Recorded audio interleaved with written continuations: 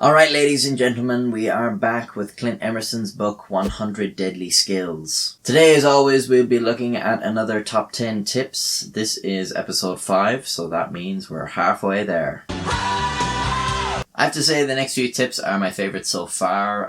The tips are really starting to pick up now, I think. They're very interesting. There's less bizarre and unusual ones, and as a result you'll hear less complaining from me. Alright, with that said, let's get right into it. Number 1. Detect tracking devices. First, a brief overview of how a tracking device works. So the device itself gets its GPS coordinates from a satellite. The device communicates with local mobile towers and sends its information to the tracker's server, which they connect to from their PC to access that information. Usually tracking devices will be placed on your car because that's what you use to transport yourself. You don't have it guarded all the time, and there's also lots of places to hide it. Common hiding spots include under the grille, between the window and the hood, under the dashboard, inside the speaker, on top of the roof, under the rear interior fabrics, under the light brakes, inside the bumpers, under the seats, inside the glove box, under the bug shield. Clint also suggests you can use your speakers as tracking device detectors, but I have no idea how, and he doesn't really explain it, and it feels a bit like I'm back in college, to be honest. I searched online to figure out what this meant, but I couldn't really find anything. The only thing I can guess is that you can use your car radio to pick up the device if you cycle through your frequencies, but honestly, who knows. I did, however, find a multitude of devices that claim to detect trackers, so if you're really paranoid, you could buy one of those. Number 2. Deceive surveillance cameras. Well, of course you could wear something to kind of obscure your face, but I feel like this tip might be a little outdated with the sheer number of surveillance cameras around nowadays, and also the prevalence of facial recognition technology. I feel like this might not be enough. You might have to go for a full facial covering, maybe something like a prosthetic mask if you can't get away with wearing a balaclava in public.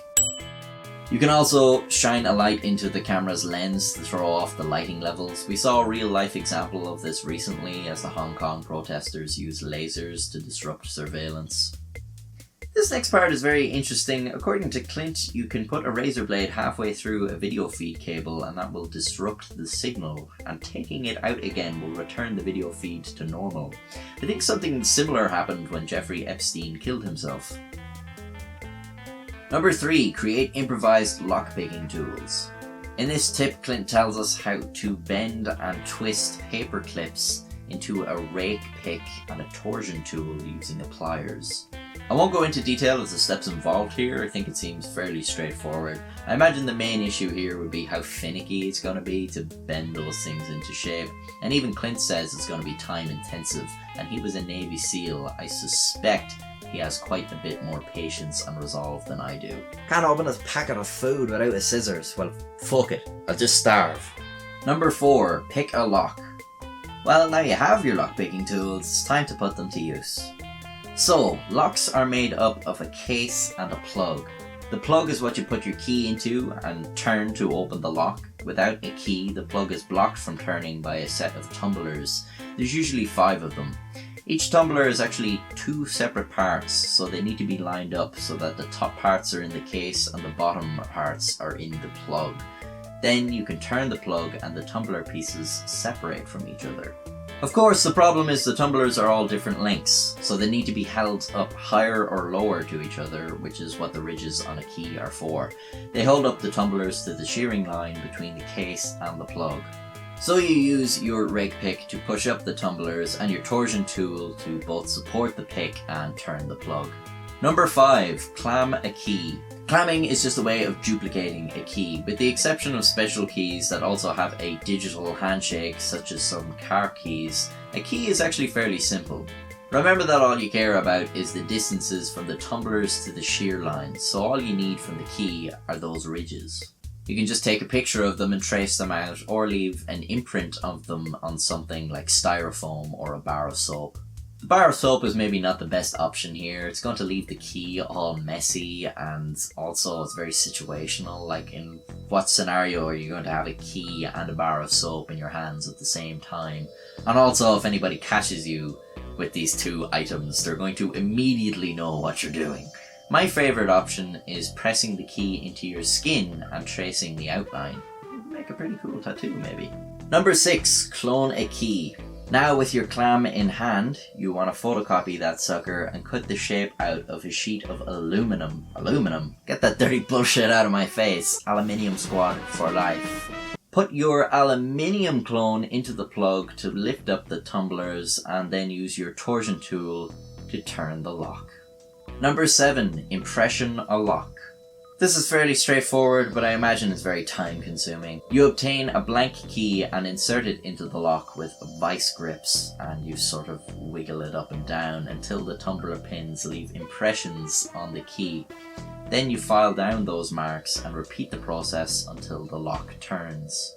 This would surely require you to spend a lot of unsupervised time fiddling with the lock you want to open, so take care in doing this. Well, actually, don't do this at all because it is breaking and entering.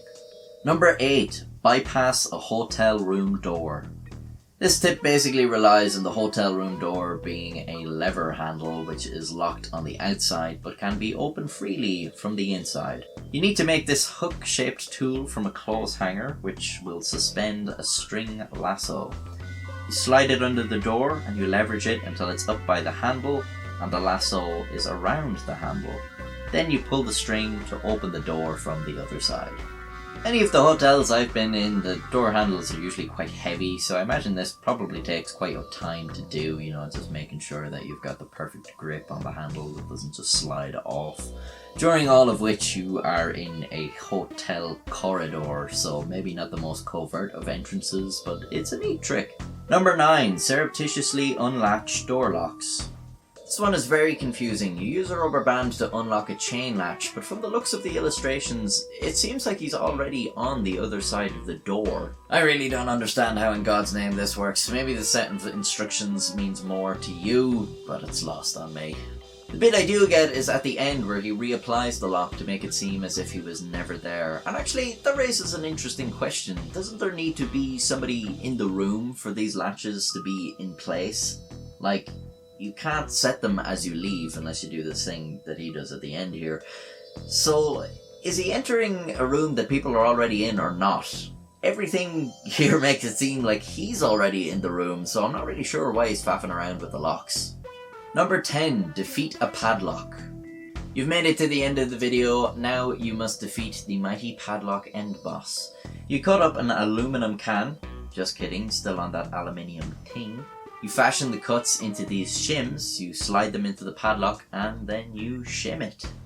And that's all for today. I know I've made a lot of jokes about some of the things in this book, but personally I really enjoyed today's tips. They've been my favourite so far, and it looks like the forthcoming tips keep up the high standard of deadly survival skills. So keep your eyes peeled for the next video. It's coming soon, as is always the case with my frequent upload schedule. Match a door lock. Or being a lever handle which can be... This tip basically inserted into a lock with... what the fuck? I won't go into the details. Oh fuck. He was a Navy SEAL. I would imagine... Fuck. Steps involved here. I imagine it's actually... No, fuck. Use your rake pick to support... No, fuck. Fuck. You can always... Number 2, device surveillance cameras. Oh, no. I searched online to figure out what this meant, but I couldn't really find anything. Fucking watch. Defeat the mighty